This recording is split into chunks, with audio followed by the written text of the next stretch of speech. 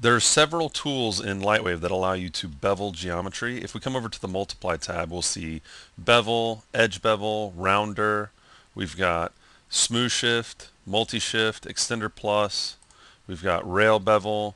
We've got all different types of tools that we can use. But one tool that can get you multiple bevels with just a click and a drag is the Magic Bevel, found under Multiply, Extend, More, Magic Bevel. And when you activate Magic Bevel, you get a handle. This little blue circle is a handle. You get a little handle for each polygon that you have selected. And since I had nothing selected, everything is selected. And I can just left click and drag. And I'm performing multiple bevels just by left clicking and dragging. And I can just pull that out, just like so. Now, there's far more control and power with this tool, but you have to go into the numeric panel. I'm just going to undo that, in for numeric. And most people forget to check out the numeric panel for the Magic Bevel, and they just start pulling. They're like, well, I don't have as much control as I'd like. Well, you can have a lot of control and a lot of options right here in the numeric panel. So I'm going to slide this over here so we can take a look. And I'm going to pull out a couple little bevels here. Okay, and right now my operation is set to extrude, which means I'm going to extrude these faces. I'm going to bevel out these faces just by clicking and dragging. If I change my operation to edit path, I can actually go in and I get a handle for each extrusion, for each bevel that was made. Okay, and I can adjust each one of these before I commit to it. Now if I commit to it, it's too late. I can't do it. Okay? So you'll want to go in here and adjust these before you commit. I can also come over to delete not. Excuse me. So if I accidentally had too many, I'm just left clicking and dragging, and I can just get rid of any of the extra bevels, which are referred to as knots in Magic Bevel. And I can just get rid of them by clicking on them. If I, excuse me, if I decide that I didn't like one of these paths, I can just go to delete path and click on the end, and I can get rid of it.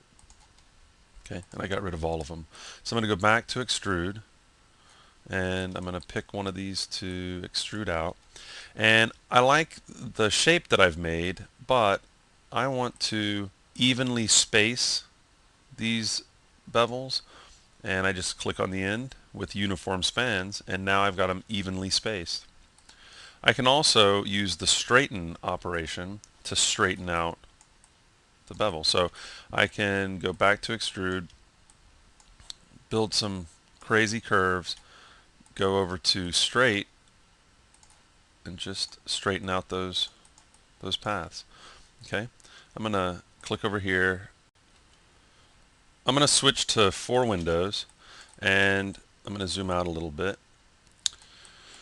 And I'm going to turn symmetry on so that when I pull from one side, see my axis is set to X. When I pull to one side, it pulls out the other as well. Now if I don't have symmetry on, and say I pull this side out, if I turn symmetry back on and I want to have the other side catch up with what I did, I can sync symmetry. Okay, so now I'm going to turn symmetry off, and I'm going to pull from the other side, turn symmetry on, and I need to change my sync direction, and then sync symmetry. Okay, so that's an easy way to work with symmetry, and if you don't start off working with symmetry, you can always get it symmetrical. Okay, so I'm going to stop that. Let's come over here and in for numeric. If I pull this out, see how it's getting smaller? It's tapering in. That's the scale. It's set to 90%, which means the first shape is, once you get to the next extrusion, once you get to the next knot, it's going to be 90% smaller, 90% smaller, 90% smaller, 90%, all the way up to here. But you can change that. You can make it taper down faster.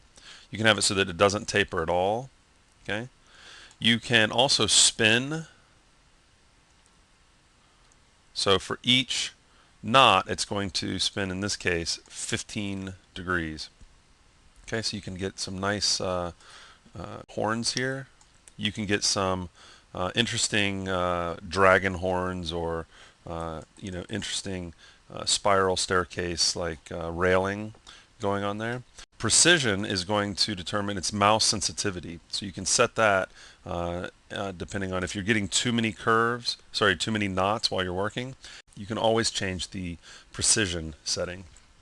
You can also have it set up UV maps for you automatically. You need to have a UV map made, and then you can choose to have it automatically UV map these bevels. So you can work that way. So don't forget that with Magic Bevel, you can do more than just extrude if you go and work with the different operations. Okay, it's something that most people forget about. I'm just straightening these out, but they're still spun. We're still spinning them, but I'm just straightening them out. I can make sure that they're evenly spaced with uniform spans, and I can edit the path and delete knots and things like that. So one last thing that I want to show is I'm going to take the spin down to 0, and I'm going to extrude. If I right click, I'm committing, and then I can extrude right off of the one that I just did. Okay, so you don't have to keep committing and then coming back to the tool. So that's just a quick look at Magic Bevel. It's a really quick way to get things like tree branches. You can get some neat cartoon hair, any kind of like octopus tentacles and things like that. It's a really quick way if you're wanting to perform multiple bevel operations on a surface.